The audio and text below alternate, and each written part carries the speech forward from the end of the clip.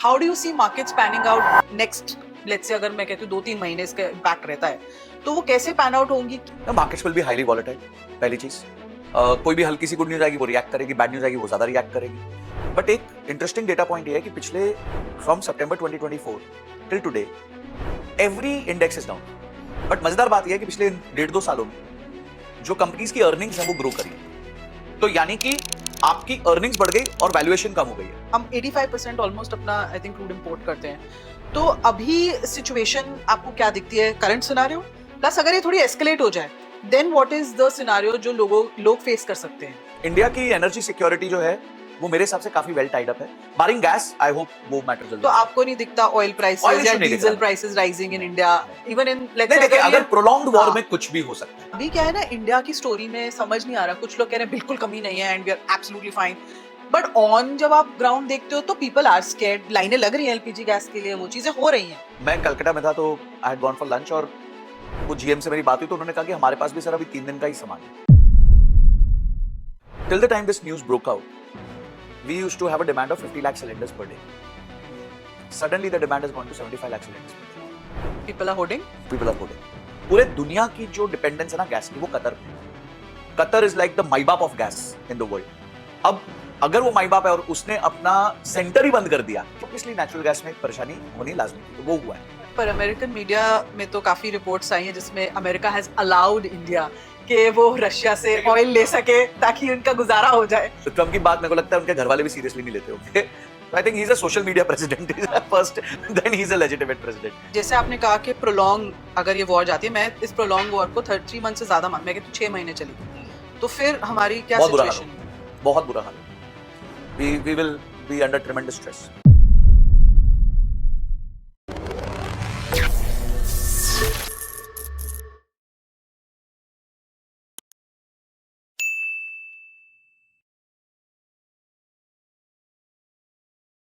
आज का एपिसोड इसलिए इम्पोर्टेंट है कि अभी हम एक जियोपॉलिटिकल सिनारियो से गुजर रहे हैं जहां पे दो देशों के बीच में लड़ाई है, एक पूरा गल्फ का इकोसिस्टम इस लड़ाई के बीच में जूझ रहा है और इंडिया पर भी इसका कहीं ना कुछ इम्पैक्ट आ रहा है, स्पेशली जब हम फाइनेंशियली बात करते हैं, जब हम एलपीजी प्राइसेस, जब हम एनर्जी क्राइसिस की बात करते हैं यहाँ पे।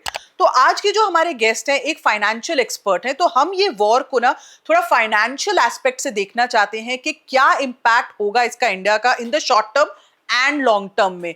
शॉर्ट टर्म में किस तरीके के प्राइसेस बढ़ेंगे, किस तरीके की शॉर्टेजेस होंगी, और अगर ये वॉर प्रोलॉन्ग्ड हो गई, जिसका मतलब ये 3-4 महीने से ज्यादा चल गई, तो फिर इंडिया पे क्या इम्पैक्ट पड़ेगा जहां तक एलपीजी प्राइसेस का कंसर्न है, पेट्रोल प्राइसेस का कंसर्न है और फर्टिलाइजर इंपोर्ट्स का कंसर्न है, और कैसे इंडिया ये इनको हैंडल करने की सोच रहा है और क्या प्लानिंग हो रही है। तो आइए मिलते हैं आज के गेस्ट से जो हमें फाइनेंशियली एस्पेक्ट समझाएंगे और कैसे आपको भी ये जो महीने हैं अपनी इन्वेस्टमेंट्स को लेकर कैसे सोचना चाहिए, कैसे इन्वेस्ट करना चाहिए और कैसे इसका इम्पैक्ट है उसको आपको देखना चाहिए। Let's meet financial influencer and very famous across social media, mister Sanjay Kathuria से। Thank you Sanjay. ये जो हम पॉडकास्ट कर रहे हैं ऑब्वियसली बहुत ही एक टफ टाइम के बीच में कर रहे हैं एंड बहुत लोग कंफ्यूज्ड हैं कि क्या होगा, बट फाइनेंशियल रिपरकशंस के लिए भी बहुत लोग कंफ्यूज्ड हैं कि क्या होने वाला है। तो आई वांट कि आपने जो अपनी रिसर्च करी हो या जो आपके सर्कल में बातें चल रही हो थोड़ा हम अपने ऑडियंस के साथ शेयर कर सकें। तो अभी वॉर ऑलमोस्ट आई थिंक अब 20th डे में जा रही है, जा ही चुकी है इनफैक्ट। तो अभी क्या फाइनेंशियल रिपरकशंस आपको दिखती है, मार्केट्स कैसे होंगी कुछ इन द कमिंग मंथ्स, कैसे लोग थोड़ी अपनी प्लानिंग करके रखें, बिकॉज अभी सब कुछ ना कुछ कंफ्यूज्ड और डरे हुए हैं। तो how should they go about it? देखिए, जो ये वॉर हुई है उसमें जो मेन इम्प्लीकेशन है वो एनर्जी पे है, राइट? चाहे वो क्रूड हो या फिर गैस हो, ठीक है। तो मेजर इम्पैक्ट इन दोनों चीज पे है। ये दोनों चीजें लाइफ को ड्राइव करती हैं। ऑब्वियसली अक्रॉस ग्लोब आपने देखा, इवन अमेरिका तक में पेट्रोल के प्राइसेस 10% बढ़ा दिए गए हैं। बाकी कंट्रीज में, काफी कंट्रीज में अप टू फ्रॉम 20% to 30% तक प्राइसेस बढ़े। लकीली अभी यहाँ पे गवर्नमेंट ने कहा कि हम नहीं बढ़ाएंगे, बिकॉज उनका कोई रोका टकी हुई नहीं है, अदर सोर्सेज से आ रहा है, तो वो कोई ज्यादा परेशानी नहीं है। बट प्रोलॉन्ग्ड वॉर ये सिचुएशन नहीं रहने देगी। So let's go step by step. पहले let's discuss markets. ठीक है। Then we'll go into crude and इनके let's do them one by one ताकि सबको उसका एक तो impact समझ आए और कैसे वो इस impact को handle कर सकते हैं। ठीक है। तो first markets. ठीक है। How do you see markets panning out next? Let's say अगर मैं कहती हूँ 2-3 महीने इसका impact रहता है तो वो कैसे pan out होंगी? क्या हम investment को देखें, कैसे देखें? SIP चलती रहे, क्या चीजें करते रहे? Markets will be highly volatile, पहली चीज। कोई भी हल्की सी गुड न्यूज आएगी वो रिएक्ट करेगी, बैड न्यूज आएगी वो ज्यादा रिएक्ट करेगी। हमने ऑलरेडी देख लिया निफ्टी जो करीबन 26,000 पहुंच चुका था, वो now it is back to 23,800, right. So 2,200 points down है। एंड अगर आप बाकी लोगों की समझे तो अगर और ये वॉर चलती है तो this can even go down to 22,000, which was the levels in April 2025। तो अप्रैल 2025 में भी एक दिन जो मैसिव क्रैश आया था जब ट्रम्प ने अनाउंस किया था टैरिफ्स को, तो वो जो क्रैश आया था तो वो भी करीबन 22,000 21,800 के आसपास निफ्टी को ले गया। And just to tell audience, ये एपिसोड हम करीबन 15 मार्च के आसपास रिकॉर्ड कर रहे हैं, तो ये सारे जो नंबर्स हैं इसके आसपास ही होने वाले हैं। तो yes, can Nifty go down, markets further go down? Yes, they can go down. Okay. और ऑब्वियसली जब मार्केट्स नीचे जाती है तो बीटिंग में सबसे ज्यादा बीटिंग स्मॉल कैप को मिलती है, नेक्स्ट लेवल में मिड कैप को मिलती है, उससे ज्यादा लार्ज कैप को मिलती है। राइट। बट एक इंटरेस्टिंग डेटा पॉइंट ये है कि पिछले from September 2024 till today every index is down. अच्छा। क्यूमुलेटिव बेसिस पे आज भी सारे इंडेक्सेस नीचे चल रहे हैं। निफ्टी 50 26,400 था, वो 23,800 चल रहा है। निफ्टी मिड कैप जो है वो भी करीबन 10-12% नीचे चल रहा है। निफ्टी स्मॉल कैप भी करीबन 15% नीचे चल रहा है। बट मजेदार बात यह है कि पिछले 1.5-2 सालों में जो कंपनीज की अर्निंग्स हैं वो ग्रो करी है। Okay. तो यानी कि आपकी अर्निंग्स बढ़ गई और वैल्यूएशन कम हो गई है। तो जो एक मेट्रिक होता है जिसे हम प्राइस टू अर्निंग रेशियो कहते हैं, वो काफी इंप्रूव हुआ है पिछले 1.5 सालों में। करेक्शन ही आ गई है ना वे आपकी। ये ना करेक्शन आई है कि आपकी अर्निंग्स बेटर हुई हैं। हाँ। और वैल्यूएशंस ठीक हुई हैं। तो एक पॉइंट आ रहा है जहां पे एंट्री लॉजिकल बन रही है। अब है ना, जब मार्केट्स में हम पढ़ते, जब भी मतलब थियोरेटिकल भी पढ़ते हैं और सिस्टमैटिकली भी समझे, तो दो तरह के रिस्क होते हैं मार्केट को। एक सिस्टमैटिक रिस्क होता है, एक अनसिस्टमैटिक रिस्क होता है। ओके। सिस्टमैटिक रिस्क होता है कोई भी पॉलिटिकल वॉर लाइक सिचुएशन है जिसमें फिर वो सिस्टम का रिस्क है, फिर वो अक्रॉस बोर्ड इंपैक्ट करेगा। एक होता है अनसिस्टमैटिक रिस्क, जैसे ट्रम्प ने फार्मा पे टैरिफ ज्यादा कर दिया, तो वो अनसिस्टमैटिक रिस्क है, सिर्फ फार्मा को इंपैक्ट करेगा, उसमें आईटी या फिर उसका कोई प्रॉब्लम नहीं होगा। अब एआई आ गया तो एआई से आईटी गिरा, पर इससे कंजम्पशन नहीं गिरेगा, राइट? तो इसको हम अनसिस्टमैटिक रिस्क कहते हैं, जो एक सेक्टर को इंपैक्ट करता है। अभी सिस्टमैटिक रिस्क बहुत ज्यादा चल रहा है क्योंकि वॉर चल रही है, तो इंपैक्ट अक्रॉस बोर्ड आ रहा है। पर एक पॉइंट आएगा जहां पे ये वैल्यूएशंस बहुत ही रीजनेबल हो जाएंगे, और वो वैल्यूएशन रीजनेबल वाला पॉइंट ऑलमोस्ट आ चुका है। तो अगर किसी को, एक तो एसआईपी कभी भी बंद नहीं करनी होती, वो तो वॉर चल रही है, नहीं चल रही है, अच्छा हो रहा है, बुरा हो रहा है, rather this is the time you can say कि अच्छा मेरे पास अगर कुछ लमसम पड़ा है तो मैं धीरे धीरे एलोकेट कर सकता हूं, अभी नहीं, आज ही उठ के सारा मत डाल दीजिए। अगर आपके पास 5 लाख लमसम करने को है तो लेट्स से आपने 2 लाख रुपए डाल दिए, थोड़ा और वेट किया, अगर बाय चांस 10-15, देखिए मार्केट ऐसा तो है नहीं कि यहाँ से 40% क्रैश कर जाएगी, वो सिर्फ एक ही कंडीशन में होगा, अगर न्यूक्लियर वॉर हो गई तो। न्यूक्लियर वॉर हो गई तो फिर वैसे भी we don't know what will happen. True, ठीक है। उस सिनेरियो के लिए आपके पास गोल्ड होना चाहिए, आपके पास कैश रिजर्व्स होने चाहिए, आपके पास अपना इमरजेंसी फंड होना चाहिए, उस सिचुएशन के लिए प्रोटेक्शन यूज होती है। पर अगर मुझे कैपिटल ग्रोथ करनी है तो ये टाइम आता है जब धीरे धीरे मैं अपना एलोकेशन इक्विटी की तरफ बढ़ाने लग जाता हूं। तो जैसे जैसे मार्केट्स और एक समझिए आज से 5-10% ऊपर नीचे हो, तो you can definitely allocate more money to the markets. So there is, you are saying कि तरने की इतनी कोई बात नहीं है, जस्ट वेट एंड वॉच वाली सिचुएशन हमारे लिए इंडियन इन्वेस्टर्स के लिए तो वेट एंड वॉच वाली सिचुएशन। और अगर जो इन्वेस्टर्स जैसे ग्लोबली इन्वेस्ट करते हैं या ओवरसीज मार्केट में करते हैं, मिडिल ईस्ट में करते हैं, यूएई में या यूएस मार्केट्स में करते हैं, उनके लिए क्या डिफरेंट है? देखिए यूएस को तो इससे जो इम्पैक्ट है, यूएस की जो मार्केट्स है ना, वो मेजरली यूएस की आईटी कंपनीज चलाती हैं। अगर आप नैस्डैक 100 देखें, वो उनकी टेक कंपनीज है। अगर आप S&P 500 देखें जिसमें 500 कंपनीज है, उसमें 33% वेट पहली 7 कंपनीज का, वो सातों आईटी कंपनीज है। तो यूएस की markets are predominantly driven only by technology, और वॉर से टेक्नोलॉजी को लेना देना है नहीं। तो again you will see Nasdaq 100 has not corrected very sharply, या S&P 500 has not corrected very sharply, वही 5-6% ऊपर नीचे होता है। वेरी हाई डेप्थ मार्केट्स हैं ये, इन पे ऐसे ओवरनाइट इंपैक्ट नहीं आ सकता है, ठीक है। अगर वही again clause remains the same, अगर ग्रेट डिप्रेशन आएगा, ये सब आएगा, तो प्रॉब्लम होगी। बट अगर आप यूएई जैसी मार्केट्स में इन्वेस्ट करते हो, फॉर एग्जांपल, वहां की स्टॉक मार्केट्स में लिक्विडिटी नहीं है, डेप्थ नहीं है। अभी आपने देखा वहां पे जब से ये अटैक हुआ है, तो बड़े बड़े वहां के जो कंपनीज हैं, कोई कंपनी 25% डाउन है, कोई कंपनी 30% डाउन है, ठीक है। रियल एस्टेट कंपनीज में ईमार है, ईमार इज ऑलमोस्ट 30% डाउन। ट्रू।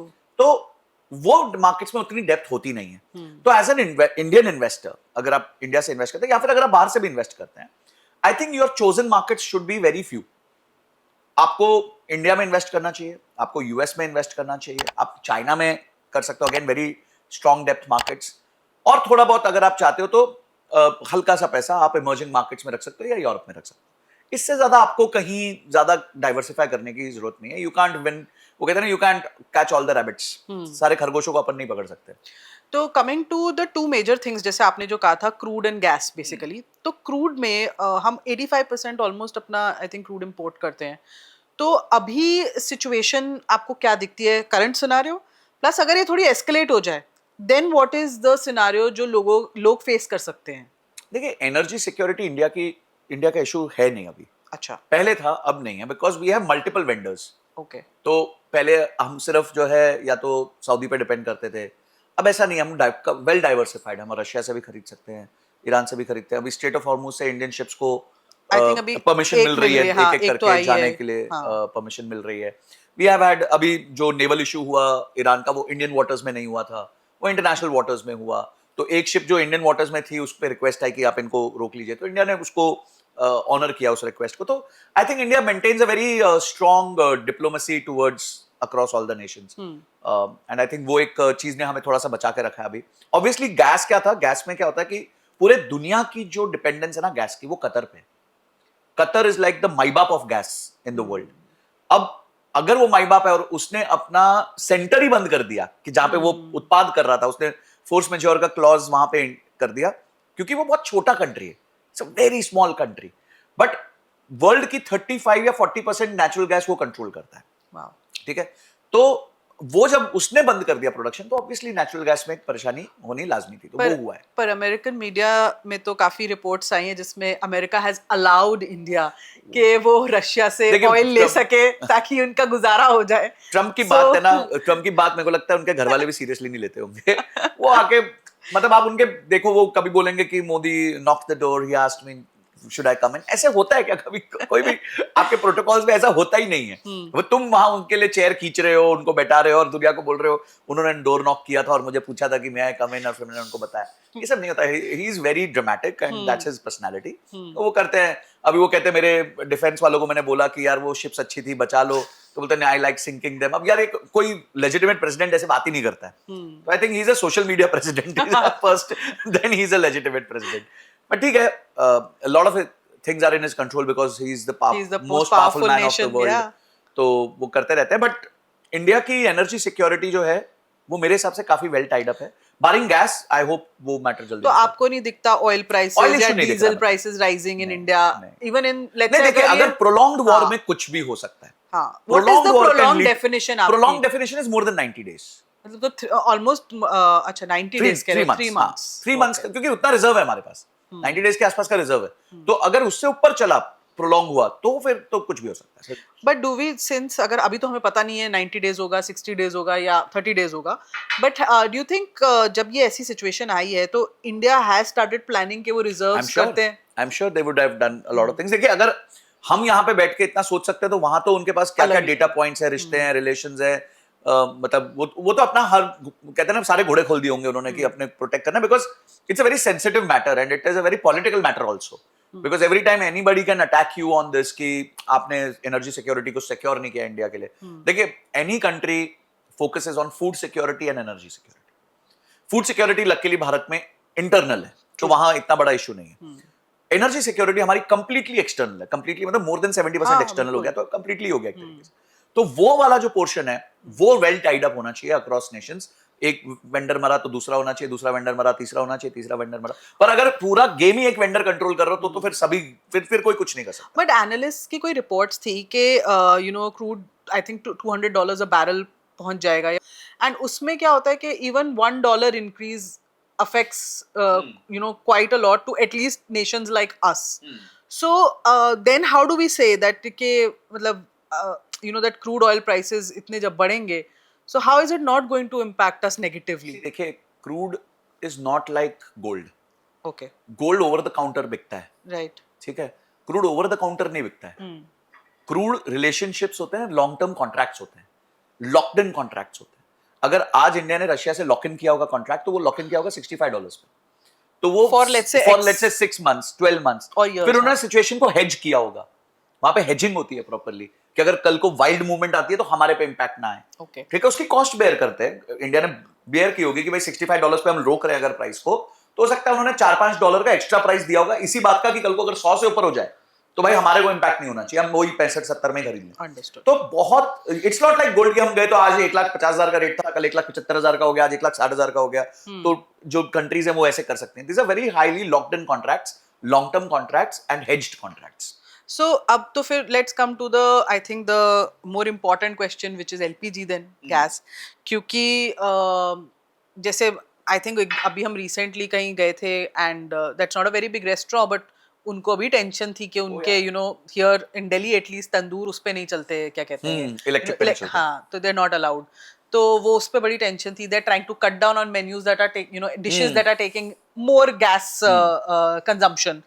तो गैस जैसे आपने भी कहा कि Qatar is one big hub, तो what is the LPG scene? क्योंकि अभी क्या है ना, इंडिया की स्टोरी में समझ नहीं आ रहा, कुछ लोग कह रहे हैं बिल्कुल कमी नहीं है and we are absolutely fine, but on जब आप ग्राउंड देखते हो तो पीपल आर स्कैर्ड, लाइनें लग रही हैं एलपीजी गैस के लिए, वो चीजें हो रही हैं। So where is the situation right now?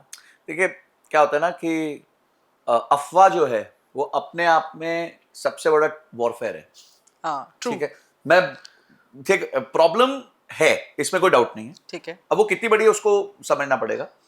मैं कलकत्ता में था तो I had gone for lunch और वो जीएम से मेरी बात हुई तो उन्होंने कहा कि हमारे पास भी सर अभी 3 दिन का ही सामान है। अच्छा। हाँ, मैक्सिमम हम 2-3 दिन चला पाएंगे। हमने तंदूर बंद कर दिया, हमने बहुत सारी डिशेस ऐसी शट डाउन कर दी है जिसमें गैस कंजम्पशन ज्यादा थी। तो ये प्रॉब्लम रियल है। बट आप देखिए कि how India operates is, till the time this news broke out we used to have a demand of 50 lakh cylinders per day. Okay. Suddenly the demand has gone to 75 lakh cylinders per day. People are hoarding? People are hoarding. तो क्या होता है कि बहुत सारी अफवाह की वजह से, और हम देख ही रहे हैं क्रैकडाउन्स हो रहे हैं, कभी किसी पॉलिटिशियन के यहाँ मिल जाता है, कभी किसी बड़े रेस्टोरेंट के यहाँ मिल जाता है, तो ये सब होर्डिंग्स तो चल रही हैं। अब ये जो है ना, ये ज्यादा तकलीफ देता है किसी भी इकोनॉमी को। ब्लैक मार्केटिंग, होर्डिंग, कुछ लोग देखा मैंने कि अपने 5-5 हजार लीटर डीजल पेट्रोल भरवा के रख रहे हैं कि भाई हमारे पास रहना चाहिए कल को। So all of this always creates problem. आप सोचो 50% डिमांड ओवरनाइट बढ़ गई, how will it be satisfied? अगर उन्होंने राइट पीछे मेजर्स भी रखे होंगे तो वो सेटिस्फाई नहीं हो सकती। तो I think people should understand कि ये होर्डिंग और ये सब ना करें। ठीक है, इंडिया में ऐसा तो होगा नहीं कि ओवरनाइट गैस खत्म हो जाएगी।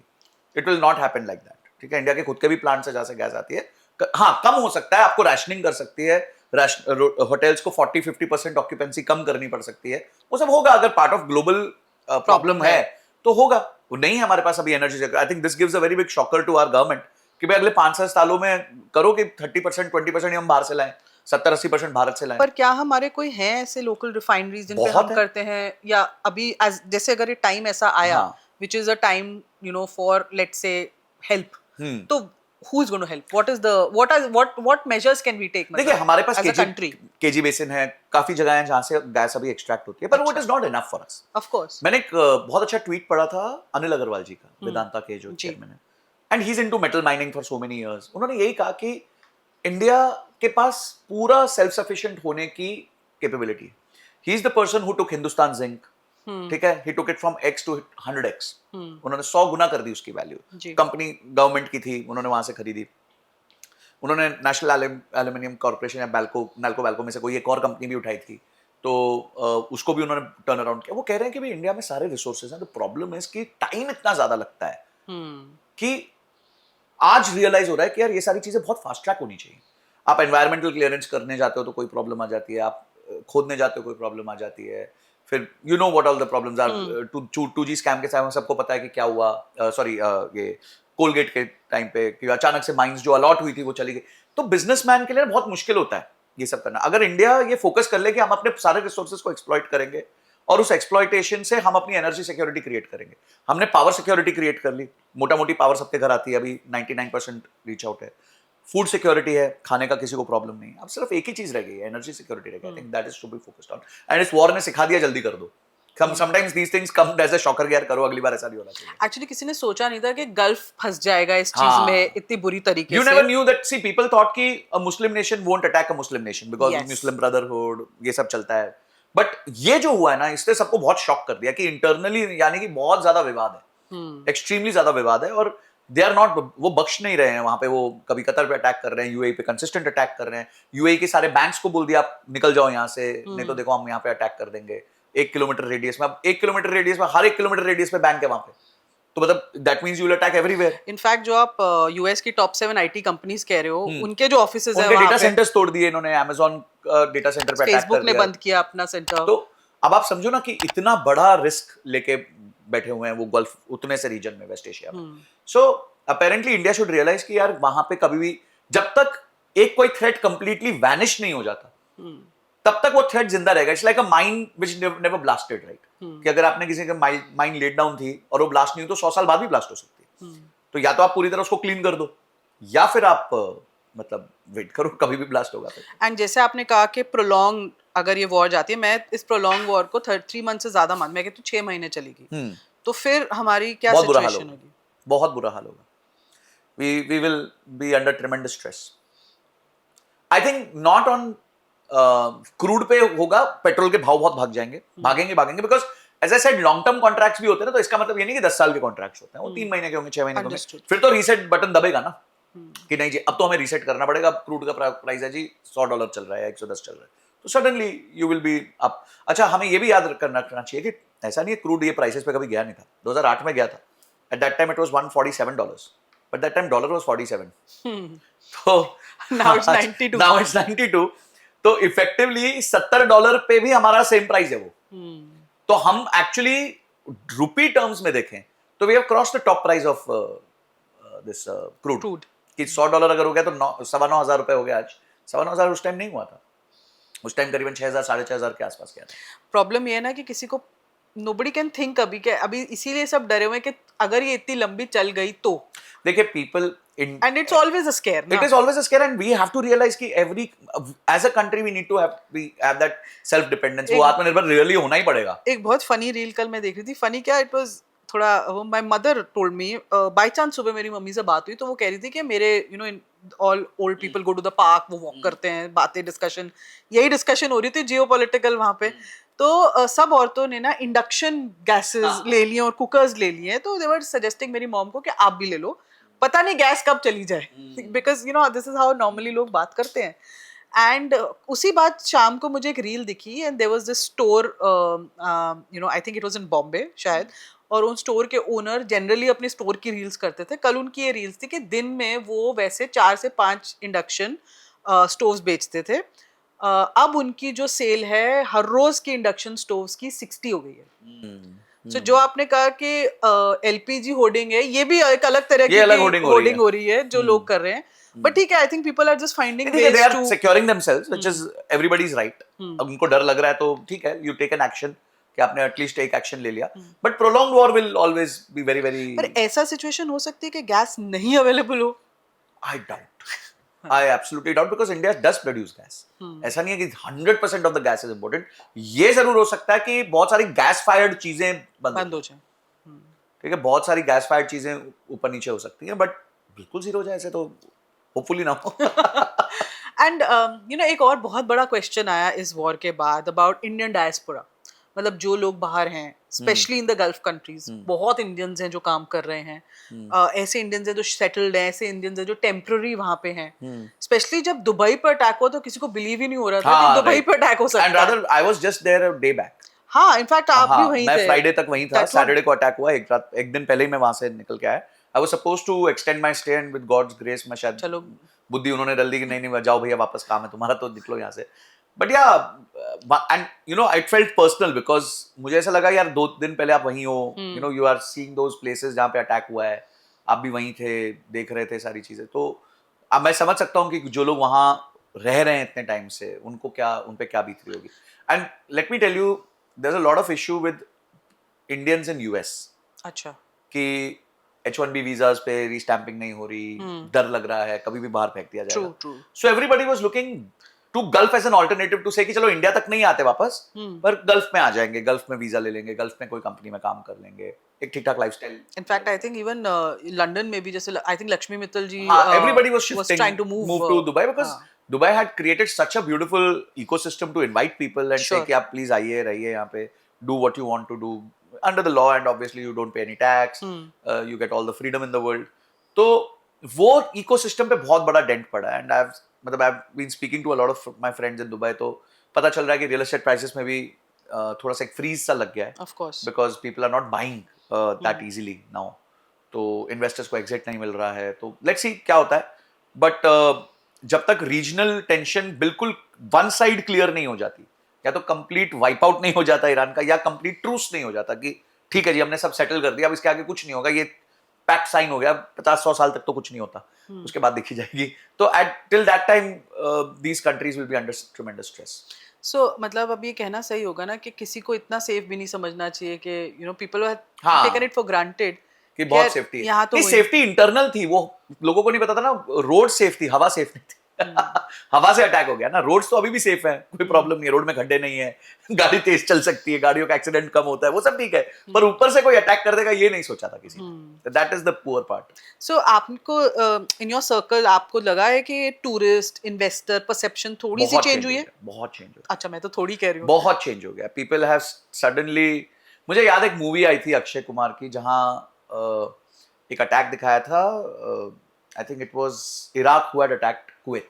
अच्छा. in 90s. हाँ, that movie where they took shelter in a जहाँ school. Airlift I think movie का नाम भी हाँ जी, एयरलिफ्ट. एयरलिफ्ट. एंड वो बड़ी अच्छी एक, उन्होंने शुरू में दिखा रहे थे कि यार वो तो कुवैत की बहुत तारीफ करते हैं, यू नो कि सच्ची कोई जगह नहीं है, ये he is enjoying his life, and suddenly this attack happens. And then कोई इसका फ्रेंड बोलता है यार तू तो बड़ा कुवैत कुवैत कहता था, तो बोलता है यार देखो जब परेशानी होती है तो माँ की याद ही आती है.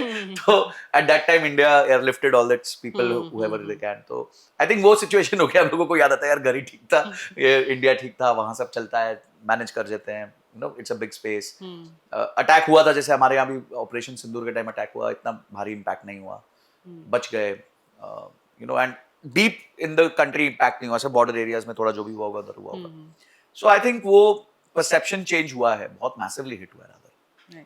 एंड आपको लगता है कि अब कुछ सालों में there will be a movement और people will think twice before you know actually एकदम अपना पूरा ही लाइफ 360 डिग्री चेंज करना, वहां जाना या कहीं ऐसी जाना? मतलब आई थिंक कुछ अब लोग थोड़ा ऐसे, आपको लगता है कि सोचेंगे 10 बार ये चीज करने से पहले, या it's a temporary phase? It is temporary. It is very temporary, and you know, any sort of financial condition or geopolitical condition doesn't stay forever. ठीक है, हम अर्ली वॉर से देखते आ रहे हैं, चाहे वो वर्ल्ड वॉर 1 है, वर्ल्ड वॉर 2 है, ग्रेट डिप्रेशन है. We humans have a thing to overcome everything.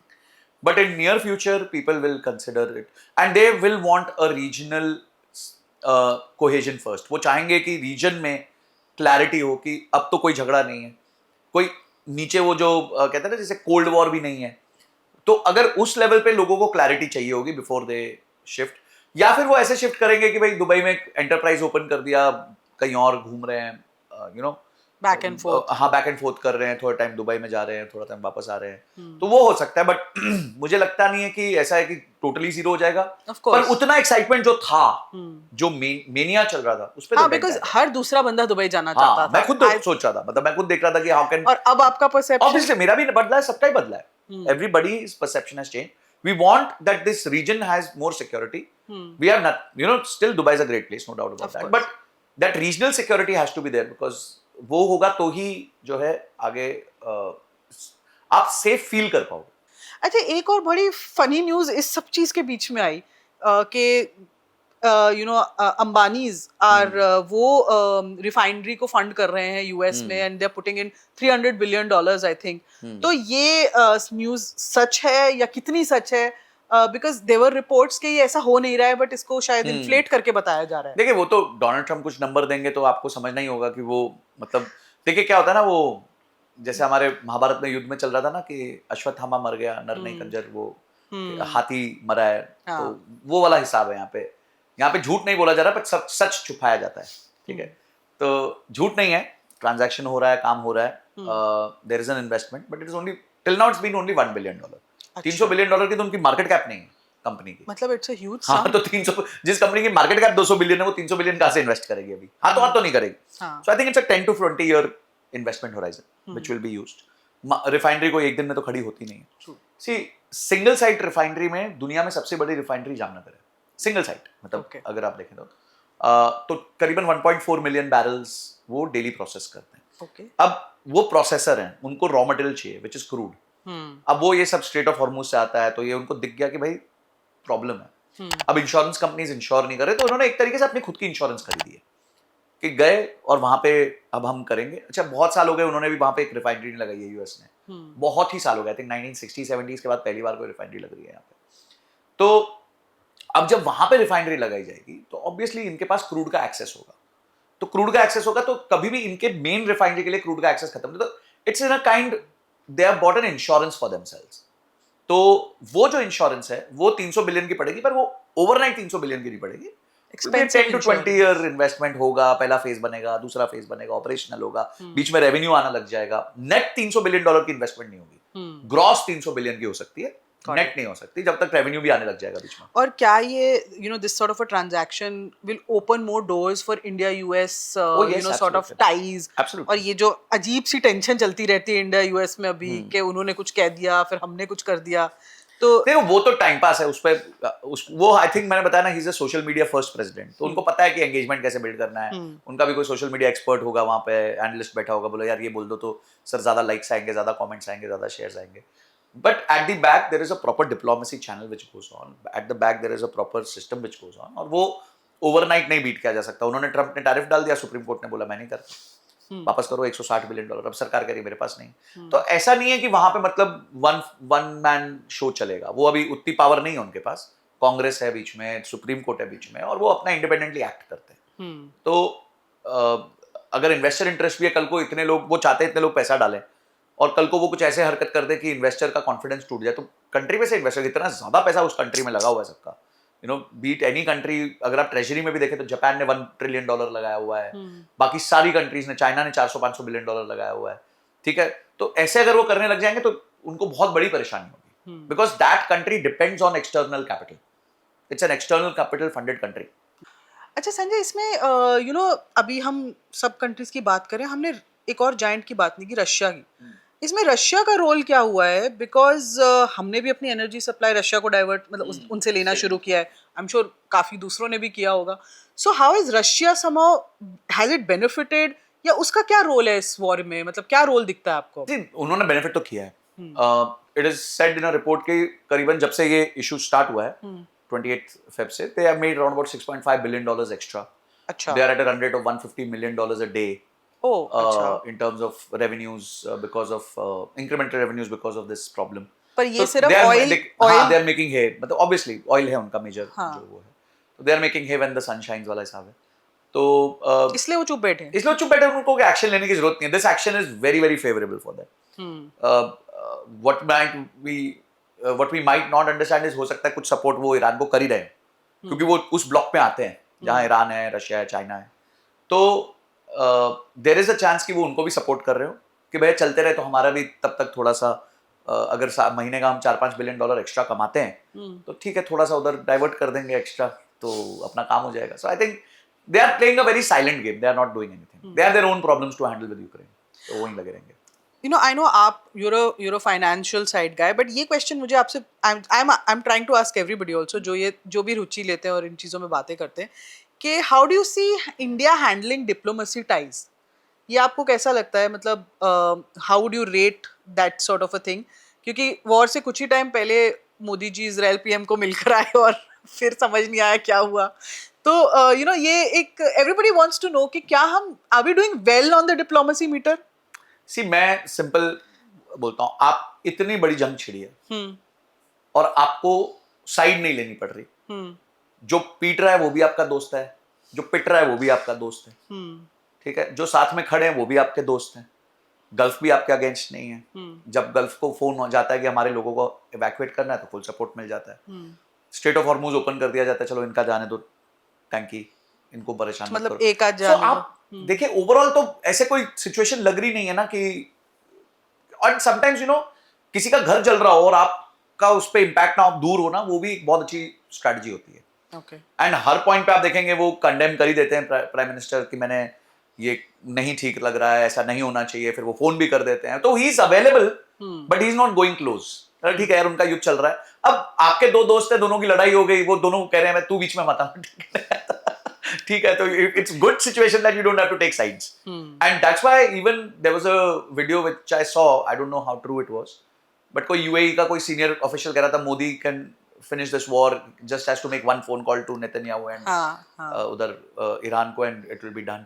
तो अगर वो है स्टेट तो ठीक है यार, अच्छी बात है, then we are in a position of Pretty power, strong, position of power में है. But again आप ऑपोजिशन को देखेंगे तो वो कहेंगे कि आपने इसको कंडेम नहीं किया, उसको कंडेम नहीं किया, but sometimes you know silence is very very important in such situations. Any wrong statement can hamper you worse than your silence. तो मुझे तो ठीक लगता है, मतलब ऐसे लगता है हमारे में कोई मेजर, अगर आपका पूरी दुनिया में तेल का भाव 10% 20% बढ़ा और आपका नहीं बढ़ रहा है तो गुड न्यूज है बैड न्यूज है, आप ही डिसाइड कर लो.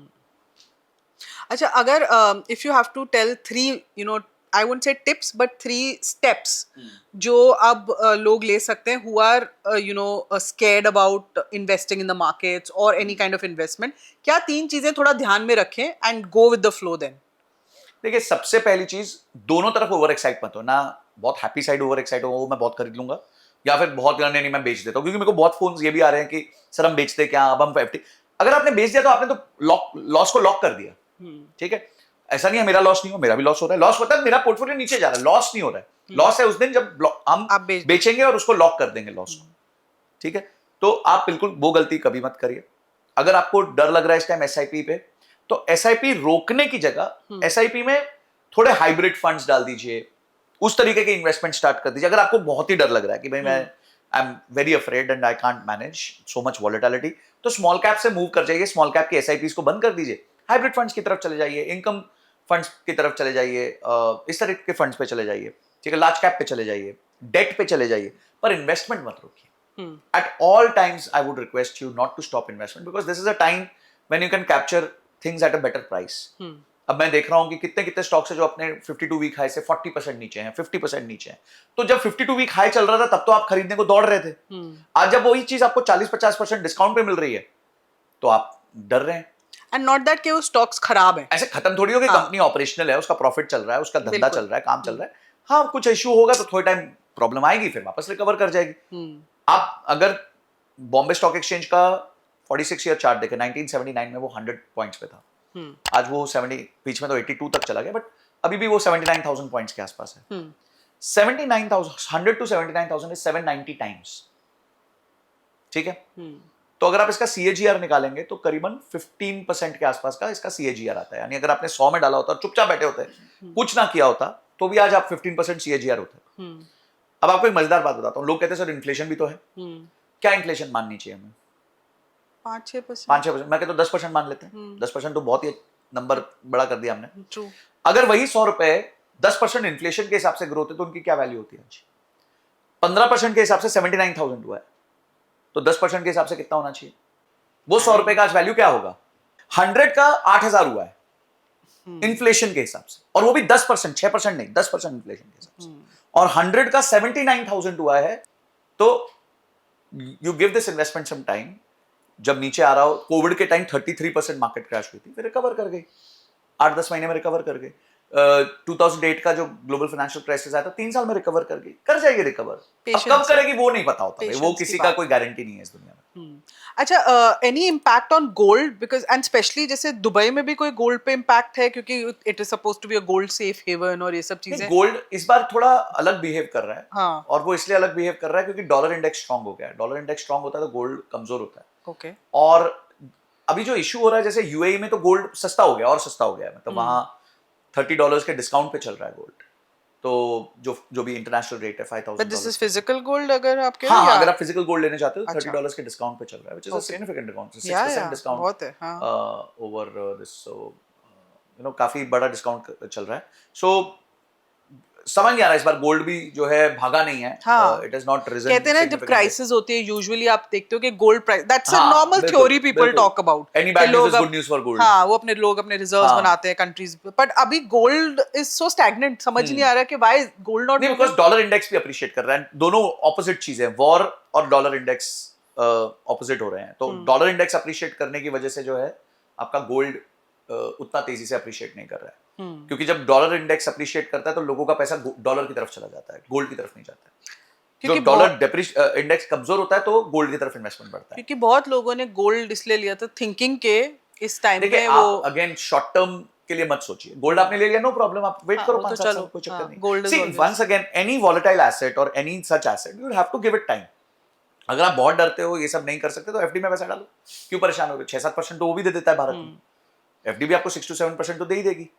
तो ठीक है, फिर आप if you can't handle volatility don't be in the markets. Last question, अगर I am going back to the thing कि ये प्रोलॉन्ग्ड हम लेके चले, अगर ये प्रोलॉन्ग क्राइसिस है तो सबसे ज्यादा इम्पैक्ट हमें कहाँ दिखता है? मतलब विल बी ओनली एनर्जी, मतलब majorly energy, Indian and rupee dollar difference. Rupee dollar तो डिप्रिशिएट होगा ही ना, क्योंकि आपका एनर्जी का अगर बिल बढ़ गया तो आपको ज्यादा डॉलर चाहिए, ज्यादा डॉलर चाहिए तो रुपी कमजोर हो जाएगा। तो रुपी तो अभी भी क्रैश हो गया, 92.8 के आसपास तो आ ही चुका है। ट्रू। अब तो हम जनरली कहते हैं 100 के हिसाब से मारा करो यार, क्या 7-8 रुपए का भी सोचना है। अगर 100 डॉलर है तो 10,000 रुपए है, मतलब ऐसे मैथमेटिक्स कर लो। वो टाइम गया कि $1 बिलियन कंपनी वो 7,000 करोड़, फिर $1 बिलियन कंपनी बिकेम 8,000 करोड़। अब तो उसको बोलो 10,000 करोड़ की कंपनी $1 बिलियन है। So basically major impact is energy, that's it. energy. And I think मैं सिर्फ एक ही चीज कहूंगा कि इस वॉर से, अगर हर वॉर कुछ सिखा के जानी चाहिए, एंड आई थिंक ये वॉर हमें एक ही चीज सिखा के जानी चाहिए कि energy security personal inside the country is very important, and I think government at war footing should open up mines और natural resources so that we can become energy sufficient. Because इतने बड़े देश को अगर आपको मैनेज करना है, बचाना है, फॉरेन रिजर्व्स बचाने हैं, रुपी को इतनी स्पीड से टूटने नहीं देना, तो then it is very important for us to have our own energy security. Actually problem क्या है ना, वी आर आल्सो, हमारे पास एक double edged, we are in a double edged sword के अपनी सेल्फ सफिशिएंसी तो बिल्ड करनी है, बट हमारी कंजम्पशन इतनी ज्यादा है because of the population, we are not a small nation, तो वो बिल्ड करने का समय एंड यू नहीं, नो वो देखो विल होनी चाहिए। अगर आप विल करोगे तो you have businessman who are ready to pump in. हाँ, मतलब अगर मैंने जैसे वेदांता का एग्जांपल लिया, अगर आप वैसे अच्छे कुछ 10-15 बिजनेसमैन को इकट्ठा करते और बोलते हो कि भाई let us make sure that in next 15 years or 10 to 15 years we should reach at a point where we are 50% inside and 50% outside, and that's also a good enough number कि अपन 50% भी इंटरनल हो जाए। But ये sufficiency drive करना बहुत जरूरी है, क्योंकि पॉपुलेशन तो रुक रही नहीं है, it is growing you know going on. तो अगर ये 85% रहा तो ये हो सकता है कल को 90% भी हो जाएगा। तो वो ना हो, इसमें हमें सबसे पहले हमारे लोकल बिजनेसमैन को सपोर्ट करना पड़ेगा। उसके लिए कोई फॉरेन इन्वेस्टमेंट्स चाहिए, टेक्नोलॉजी ट्रांसफर्स चाहिए। I think we should open up all those doors as soon as possible. Great, clearly very, आपने एंड में एक बहुत ही स्ट्रॉन्ग मैसेज दे ही दिया है कि self sufficiency is the way to go ahead. And मैं बस ऑडियंस को ये कहूंगी कि बहुत डरे नहीं, बहुत ज्यादा डर के कहते हैं ना, हम अक्सर गलत स्टेप्स लेते हैं, विच इज जहां हम होर्डिंग की तरफ जाते हैं, या जैसे उन्होंने कहा कि आप अपने पोर्टफोलियो में चीजें बेचने शुरू हो जाते हैं एंड लॉस ले लेते हैं। So don't take steps in haste, बहुत जल्दी में मत लीजिए।